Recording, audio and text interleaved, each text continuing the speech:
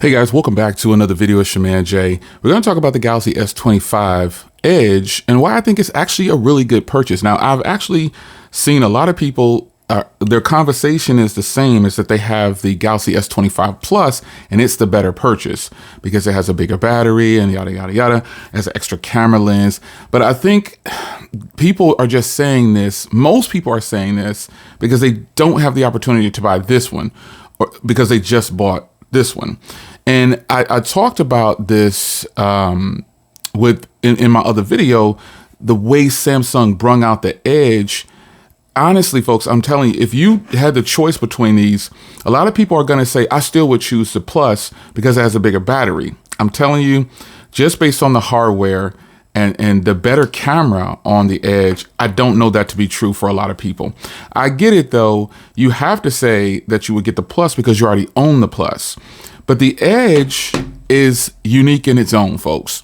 I'm a tech reviewer, a tech enthusiast, I'll say, and I buy a lot of phones. I get a lot of phones. Today's video is sponsored by TechADayGiveaway.com. Be sure to hit the link in the description so you can get in on one of the best giveaways ever. You'll be able to win one of these right here, the Galaxy S25 Edge. If you so can get in there, get the right entry, you get the right selected, it's all random, and you will win a phone like this. So a lot of people have the Plus already. And I talked about how Samsung did the marketing and release of these phones. When it comes to the Plus model, Samsung doesn't promote the Plus model. They promote the phone that I'm recording with, which is the Samsung Galaxy S25 Ultra. They always promote the Ultras. And I always tell people, you need to look at the Plus. You need to look at the Plus. You need to look at the Plus. It's a good phone when you're comparing it next to the Ultra. Well, then here comes the Galaxy S25 Edge, a sleek, better looking phone. It has a 200 megapixel camera, very nice, has all the same software, and the conversation should be over by now. Yes, you can make it through a day, day and a half, 2 days for some people. This may have a 3,900 milliamp hour battery inside, and some people are always going to focus on the number, but they really should focus on the real analytics of what's happening with the phone. Tons of people, more than not. Okay, so there are people that might report that they don't think the battery is that good, but they are outnumbered by all the people who do say the battery is good. In general, most people are getting a full day, 5.5 to 6.5 hours of screen on time. Most people are getting that minimum. I'm getting about 6.5 hours, and now that my battery is settled in, I was going into like a 2-3 day, but now my battery is settled in at about a day and a half for sure. A day and a half, almost into 2 days, almost every time. Yeah. And so it begs the question, like, do numbers really matter? Obviously, they've never really mattered. It's about the optimization. Phones have to be optimized for them to get the best quality out of the battery. And so when I hear people talk about how it's too thin, it's not going to work on the battery, I just think that's pretty much them looking at the specs and they have no hands-on time with it and they haven't used it for a week or two. You're going to have to use this phone for about a week or two or more, maybe 30 days to really get a feel for it. I've had it since launch. And the battery, as soon as I got it, the battery was good. And that's rare when it comes to a smartphone these days because you hammer on it a lot when you first get it. And this has proven to me that the Edge is more than just a thin body. It is absolutely a great phone. I'm telling you, hands down, if you decide to get a Samsung Galaxy S25 device, I think you should make it the Edge.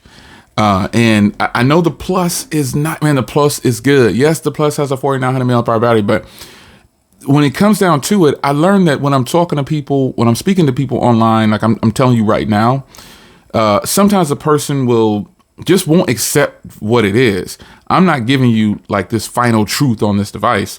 Yes, they are about the same size. This is a little bit taller, but this has the better looking camera module and the higher camera and the better camera on it. And you still get a much newer design. It's nice and thin and slim, and you get the same beautiful display. You get the same performance. You get the same power, and you're getting the same battery, if not better. That's what's crazy about it. So while Samsung does not have the newer battery tech that's in the OnePlus 13, where you can have a 6,000 milliamp hour battery in a phone this size yet. It is coming next year, hopefully, and we will see that, or in the next iteration of whatever devices they bring out. But a lot of people question this device simply because of how thin it is and because of what the internet says that's not going to happen. There are a lot of influencers out there who you really can't trash this phone, man. The only thing you could say about it is, why now? And even I asked, why now? Well, I say they knew what they were doing, because I've always pushed the Plus model. And now you have this Edge model, and it would have been nice if it was actually like the Galaxy Note Edge with the bleeding display on the side. For those that remember, that would have been really nice. This phone isn't edgy at all. It's just thin. It's a thin phone. That's what it brings, and it can stand up too. Let's see here. I made it stand up earlier. It's gonna troll me. All right. Well, it can stand up.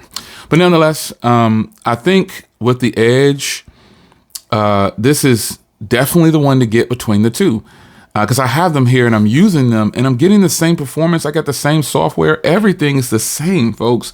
It's just a good look.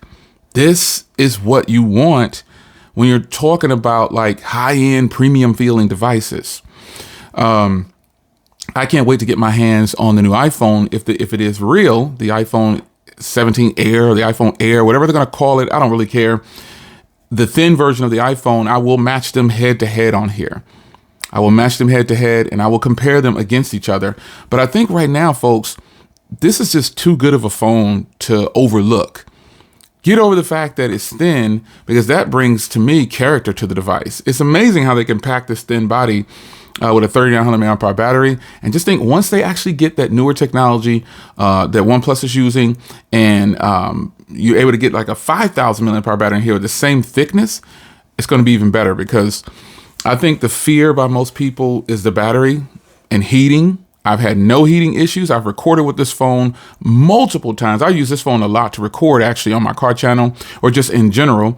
And it's just been really good. I highly recommend this phone. I had to give it a little bit of time, but I highly recommend it at this point, because it's a better, it's just the best option of the three: the Galaxy S25, the Galaxy S25 Plus, and then this is the better of those three. Now, the Ultra, obviously, again, if you just want an S Pen and a bigger display, then get the Ultra, because that's ultimately that's what you're getting: the S Pen suite and a bigger display.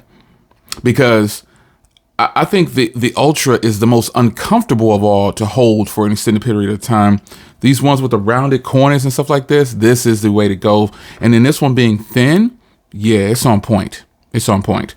So I do recommend this phone over the Galaxy S25 Plus. And I think a lot of people are saying, well, I wouldn't get it over the Plus because you already have the Plus. Samsung snuck one on you, because I think if these two were out, more people would have chosen the Edge just because it's a newer design. That's it. Sorry about that. But yeah, I think a lot of people, if they had the opportunity, they definitely would have grabbed the Edge over this one, right over the Plus, man. Because I buy a lot of phones. I get a lot of phones. And I'm telling you, if you get these in person, you're going to be impressed with the hardware. But more importantly, I'm reporting back to you real time, especially on the battery and the heating that people think is going to happen. It's just not happening, folks. And I know everybody's battery life is different. I've seen some people, I put up a poll saying, you know, do you like it or whatever. I think a lot of those votes for the last one, I should have kept my previous Galaxy, was just, those are the trolls coming in, because it happens all the time on every poll. It's all those people in there that are voting that don't own the product, or they're always commenting they don't own the product. So I don't know. I'll say this one more time. I think Samsung did a great job on this phone. And I think the people who actually own it, they can't deny how great this phone feels in the hand, and how their battery lasts. Your battery should at least last you 24 hours. It has to. There's no way. This still is a 4,000 milliamp hour battery. With the Elite processor, it's doing good, folks. It's your man Jay. Hope you guys enjoyed. Now I'm going to go get that phone call I need to get, and I'll see you in the next video. Take care. Oh yeah, don't forget, The links in the description is to purchase this device. There's also a big history down there for today's sponsor, TechADayGiveaway.com, to where you can go ahead and win one of these. It is a raffle, folks, so you got to go into it with that mindset. Enter at your own risk. But anyway, if you just want to buy one, use the link in the description, and I'll see you in the next video. Take care.